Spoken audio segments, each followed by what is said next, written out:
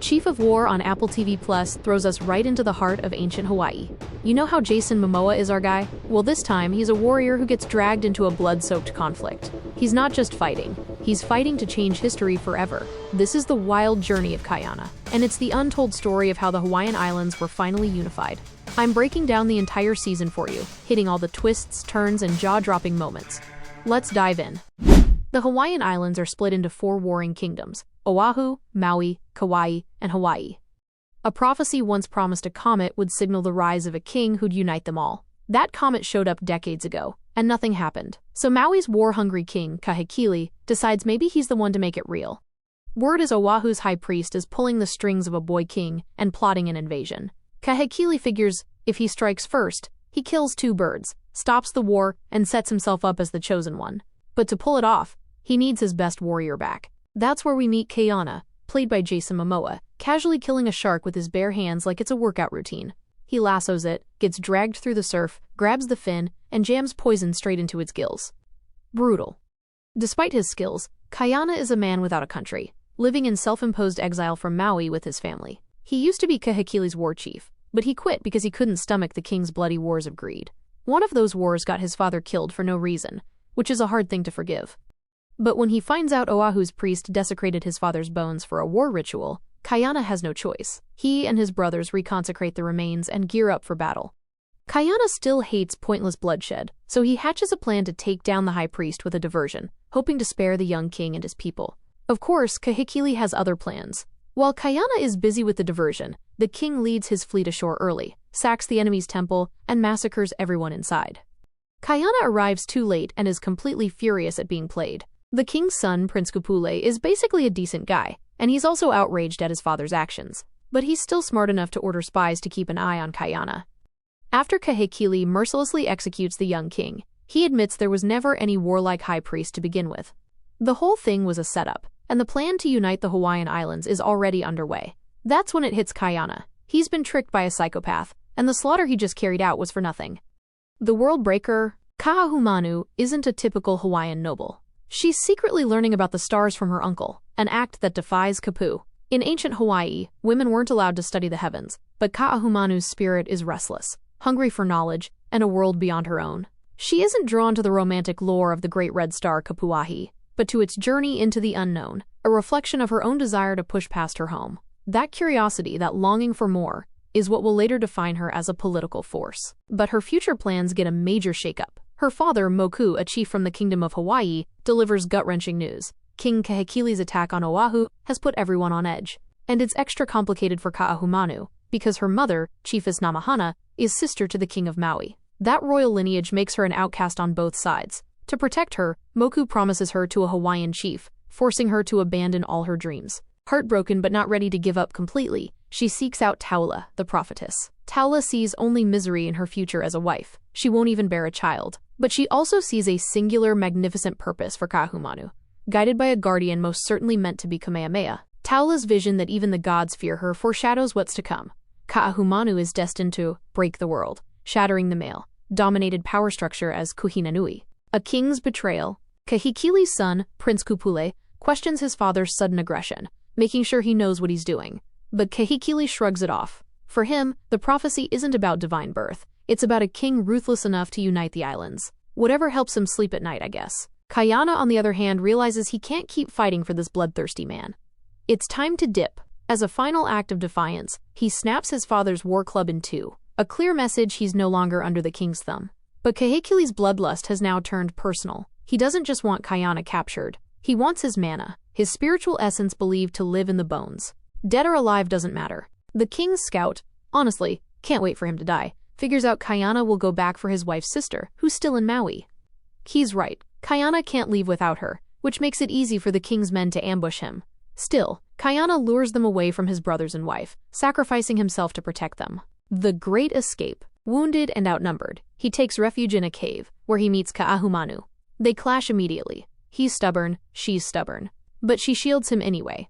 They're both outsiders with bigger destinies, uninterested in the hollow privileges of their noble birth. Where they differ is in foresight. Kaiana underestimates the threat of the Europeans. Kaahumanu sees it instantly. And she's right. A fleet of foreign ships has just landed. The plan is simple. Kayana's family will board a ship her father sends and escape to Hawaii.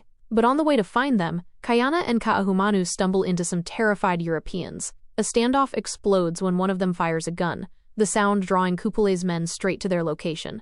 Kayana saves the European captain from being killed, then bolts with Kaahumanu. The Europeans have had enough, and quickly sail off. But Kupule and his men close in. Kayana knows he has to hold them off alone. He urges Kaahumanu to get his family to safety.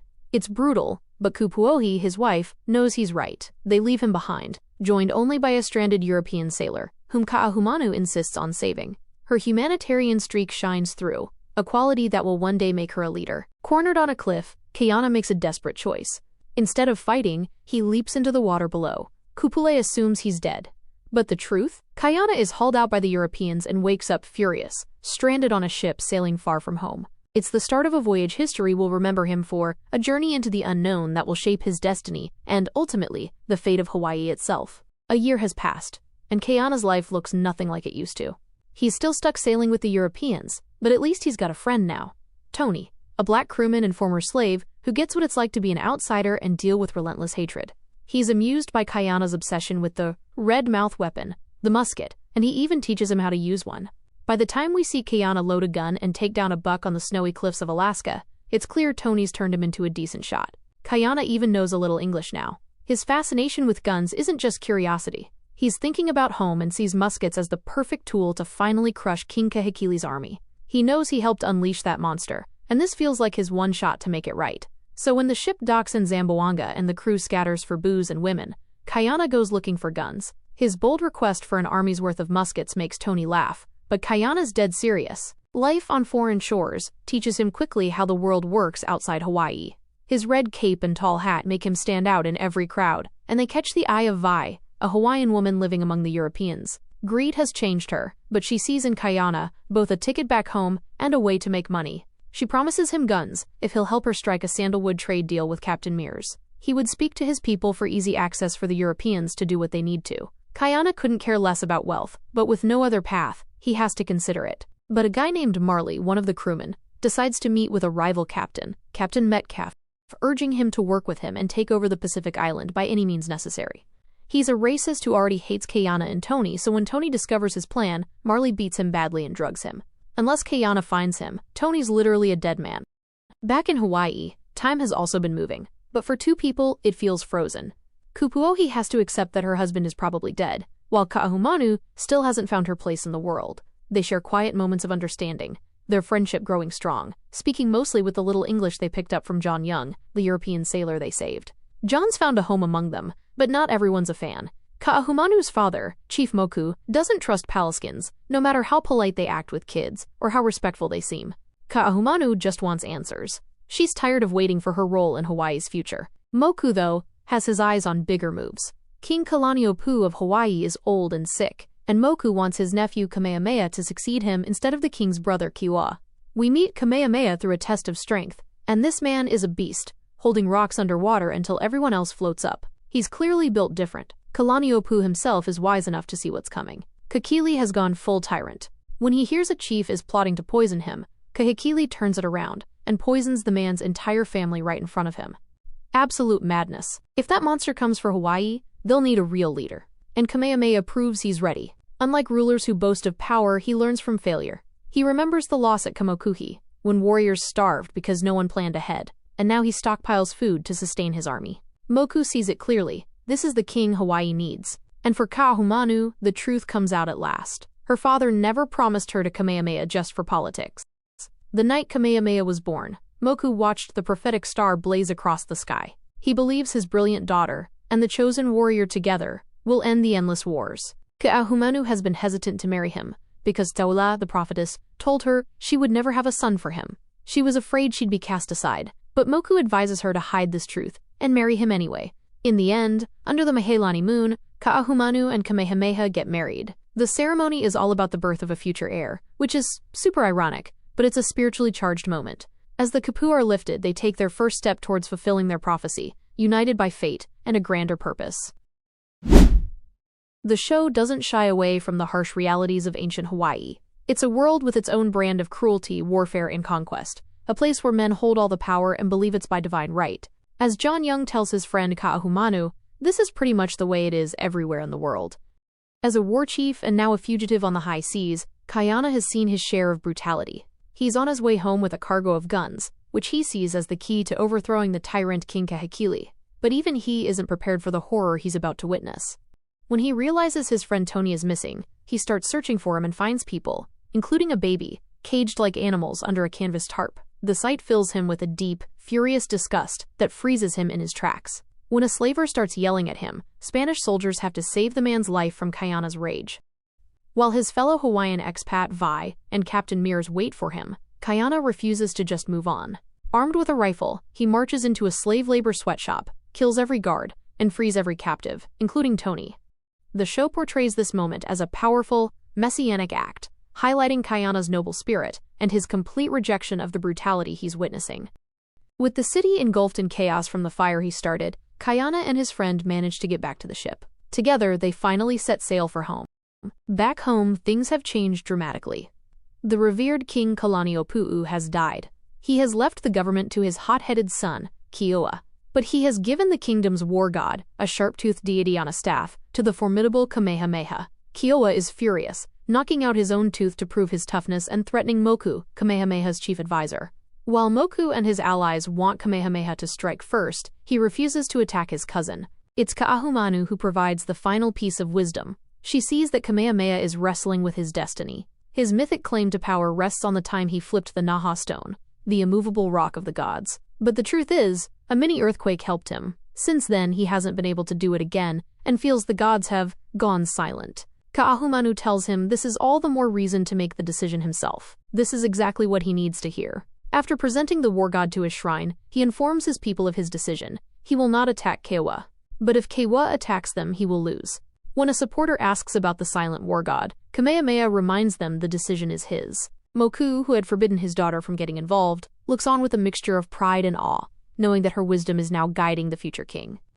When Kaiana finally returns home to Hawaii, the emotion is palpable. He drops to his knees on the beach, a man home at last. The reunion that follows is bittersweet. His brothers, Nahi and Namake, his wife Kupuohi, and her sister Heike all come rushing in, joy written across their faces, but also the weight of secrets. Kupuohi had believed Kaiana was dead, and, in her grief, grew close to Namake. In the quiet embrace, Namake quickly hides the necklace she once gave him, burying the evidence in silence. His companion Vi faces her own reckoning. She left home years ago, broken by Hawaii's rigid patriarchy. Now she returns to a son who stares at her from the distance, unsure if he can ever forgive her for leaving. Later, we see just how complicated things are when Namek, heartbroken, slips out of the reunion to the ocean. He makes a silent offering to the gods for his brother's safe return, but it's also a moment to cleanse his own painful emotions. He bathes in the ocean, singing to the rising sun, while Kaiana and Kupuohi make love. Namake's song bleeds into the scene, echoing another voice, the mother of Kioa, the furious prince passed over when his father gave the war god to Kamehameha instead. Her song is for her son's vengeance, as he walks the scorching volcanic fields. But Hawaii doesn't pause for family drama.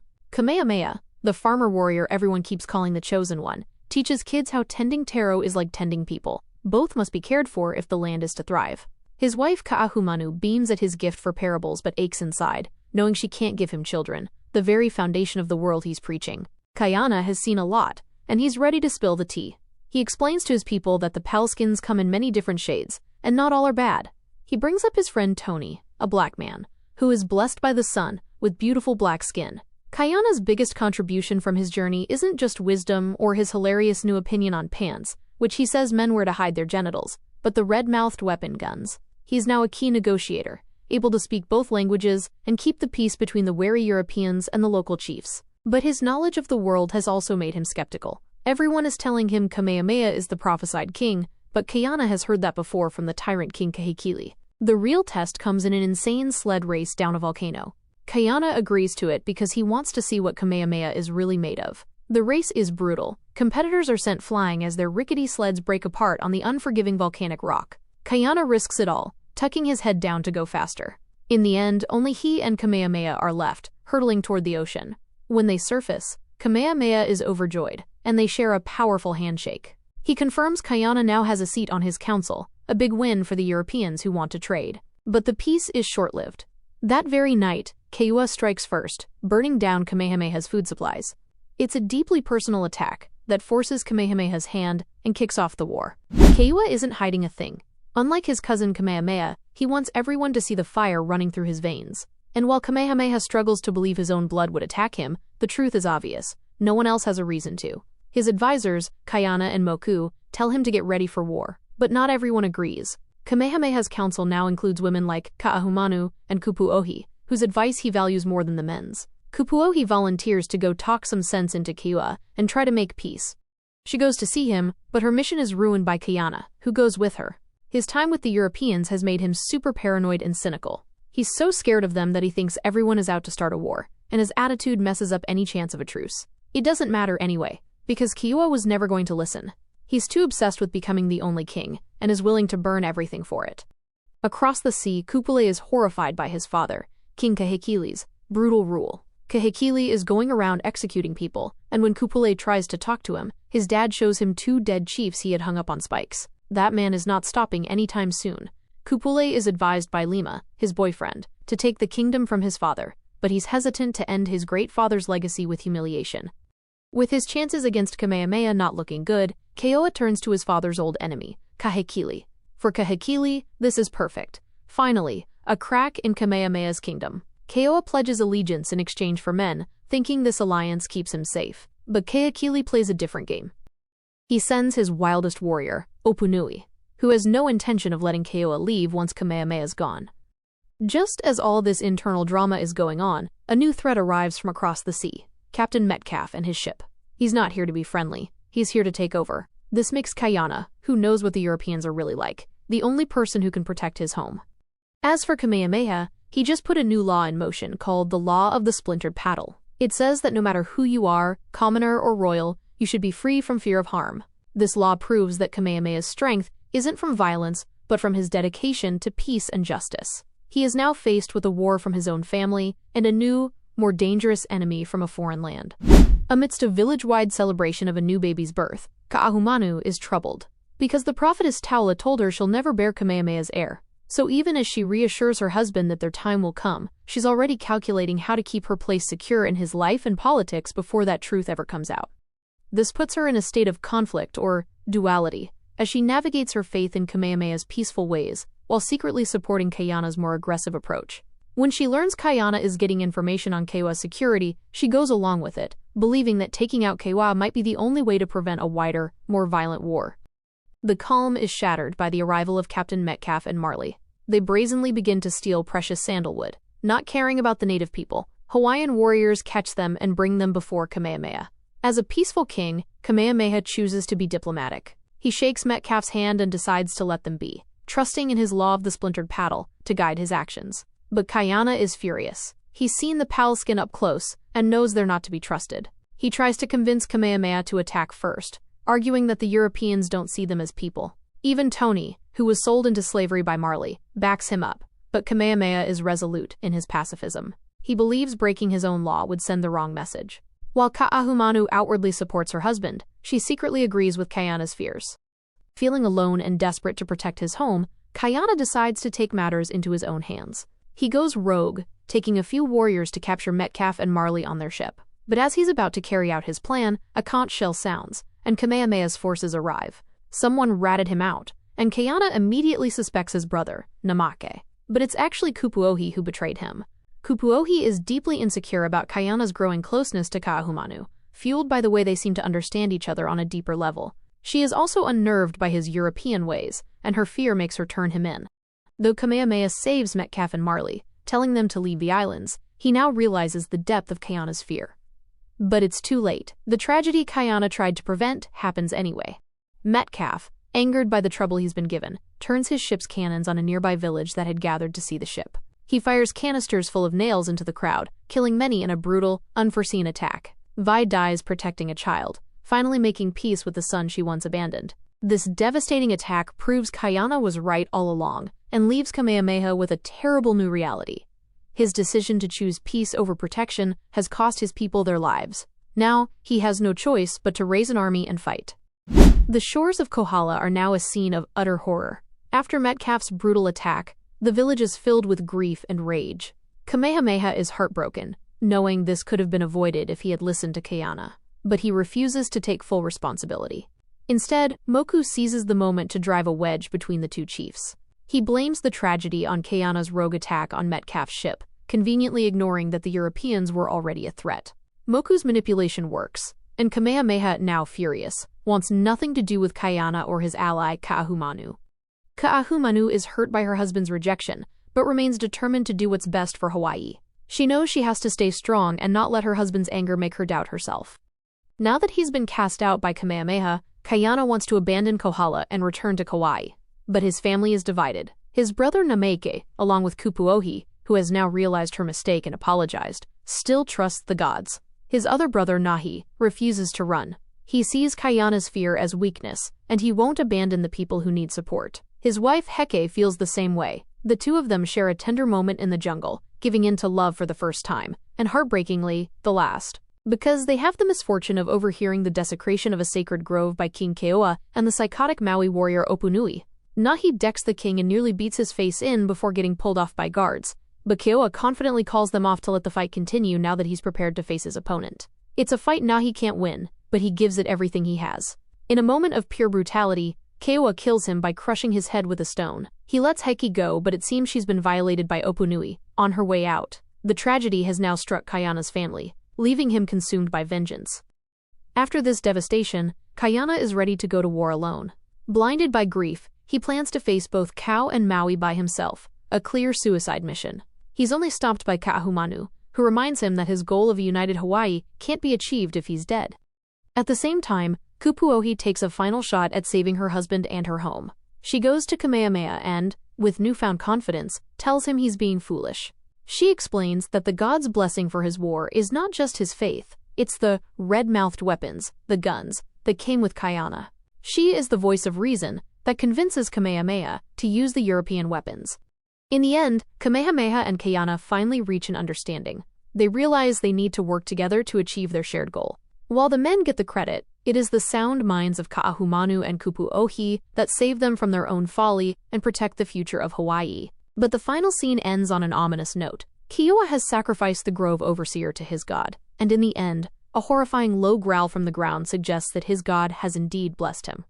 On the other side of the sea, Kupule's romantic partner and counsel has finally talked some sense into him. He's leading a conspiracy to overthrow the increasingly mad king. Watching his father attack the pillar of bones he's constructed, while ranting and raving about the need for fresh corpses to build a new one, proves too much for the prince at last. He attacks, but his father wheels and stabs him. Realizing with horror that he's murdered his own son, King Kahekili cradles Kupule in his arms and calls for the healers to save his life. The murder of Nahi by Keoa's chief of war, Opunui, sets the stage for an all-out battle. Keoa has the upper hand in numbers thanks to his alliance with Kahekili and other chiefs. But Kamehameha has one thing that tips the scales: guns, or as they call them, the red-mouthed weapons. This edge is largely thanks to his wife, Kaahumanu. Her close bond with Kaiana earned his trust, and her constant counsel kept that alliance strong. She's not just standing beside her husband, she's shaping the politics of the kingdom, so much so that Kamehameha places her on his royal council, locking in her power. The war also forces a difficult truth for Kaiana's family. While he was presumed dead, his brother Namake and his wife, Kupuohi, found solace in each other. With Nahi's death pushing them toward war, Namake realizes he can't go into battle with such a significant thing unspoken. He decides to confess everything to Kaiana. In a remarkable show of maturity and forgiveness, Kaiana holds no grudges. He understands the grief they experienced and accepts that their fleeting romance ended as soon as he returned. With no bad blood between them, the brothers are ready for battle. A new warrior emerges from this family drama as well. Nahi's lover, Heke, who had never fought before, takes up arms to avenge his brutal death. The two armies meet on the Black Desert. After trash-talking, the violence begins with Keoa's men leading the charge. But Kamehameha's forces expertly use their guns to obliterate the first wave. The battlefield quickly becomes a sea of bodies, with Keu's numbers almost balancing out Kohala's weaponry advantage. Eventually, Kaiana finds a clear path to confront Keoa directly. The two warriors face off on a volcanic hill. Keoa seems to have the favor of the fire gods, who had blessed his district with an eruption. However, the volcano turns on him, drowning hordes of his army and flinging him to his death with a final, fiery explosion. Kaiana is also thrown back, but survives the near-fatal blow, much to the relief of a desperate Kaahumanu, who rushes to his side. Yeah, they're gonna have an affair, which is gonna cause problems. The fate of two other warriors is also decided on the battlefield. The fearless but novice fighter Heike faces off against the seasoned chief of war, Opunui. She holds her own, but her lack of experience is evident. Just as Opunui is about to deliver a deathly blow, Kaahumanu spots her and shoots him in the knee, allowing Heike to overpower and leave him for dead. It was a gruesome sight. Kupuohi is also seriously injured by a spear, but Namake manages to save her. With Keiua dead, Kamehameha wins the battle. He is now the last chief standing, making him the prime candidate for the prophesied great king who would unify the four kingdoms. While Kahekili also claims this title, his aggressive conquering is in stark contrast to Kamehameha's laws of peace and tolerance. Kahekili soon learns of Kamehameha's victory and is happy to hear Kaiana is alive, seeing him as a worthy enemy, whose bones he will one day collect. The battle may be over, but a new, larger war is coming,